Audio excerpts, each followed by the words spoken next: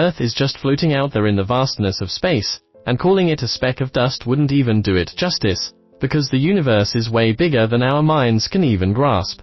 To really wrap your head around how tiny we are gonna take a journey from our little blue planet all the way out to the farthest reaches of the cosmos, uncovering some of the deepest mysteries out there. First stop, the Moon.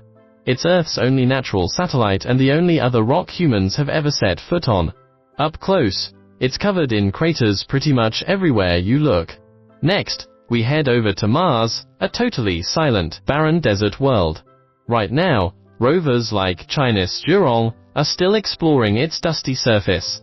After that, we zip through the asteroid belt, a crazy crowded zone with over 500,000 space rocks, and arrive at Jupiter. This thing is huge, 1,321 times bigger than Earth. It's the largest planet in our solar system, and home to a storm so massive it could swallow Earth whole. That's the great red spot. Then there's Saturn, famous for those stunning rings made of billions of tiny ice chunks and snowballs, each one acting like a mini moon. Further out, we've got Uranus and Neptune, the ice giants sitting way out in the outer solar system. Beyond them lies the Kuiper belt. Only 5 human-made probes, like Voyager and New Horizons, have ever made it out there. That's also where you'll find Pluto. Back in 1950, a Dutch astronomer named Jan Oort came up with this wild idea, that the whole solar system is wrapped inside a giant spherical cloud. The Oort cloud is made of dormant comets, and stretches about 2 light-years across, but because it's so incredibly far away, we've never actually seen it, and we probably never will. As we push past the Oort cloud, we start seeing more and more tiny specks of light, like fireflies in the dark. Each one is a star, and together they form our Milky Way galaxy. Our galaxy is a pretty typical spiral galaxy, like a glowing island in space, with massive arms spiraling out from the bright center. Our solar system sits on the Orion arm, about 26,000 light-years from the center.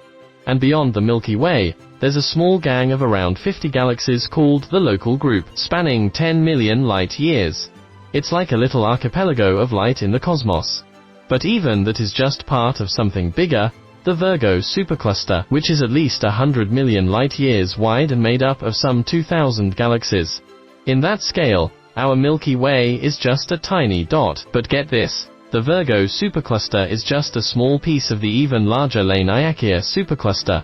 That megastructure is made up of around 100,000 galaxies and stretches over 520 million light-years across. Beyond that, the universe is mostly made up of these enormous web-like filaments of galaxies, forming the cosmic web that makes up the observable universe. In March 2013, data from the European Space Agency's Planck telescope helped scientists pin down the exact age of the universe, 13.82 billion years old. And because the universe is expanding, the observable universe, stretching 4 to 6.5 billion light-years in all directions from Earth, is the absolute limit of what we can see. What lies beyond? Nobody knows. But once you really let all that sink in, it makes you wonder. There's this old saying, we are like tiny insects floating in the universe, smaller than a single grain of rice, in a vast ocean. On the grand scale of things, even human civilization as a whole is barely a blip. So maybe we shouldn't get so hung up on fame, status, and chasing success. Make sure to hit that subscribe button, give this video a thumbs up, and share it with your friends and family. Thanks a bunch.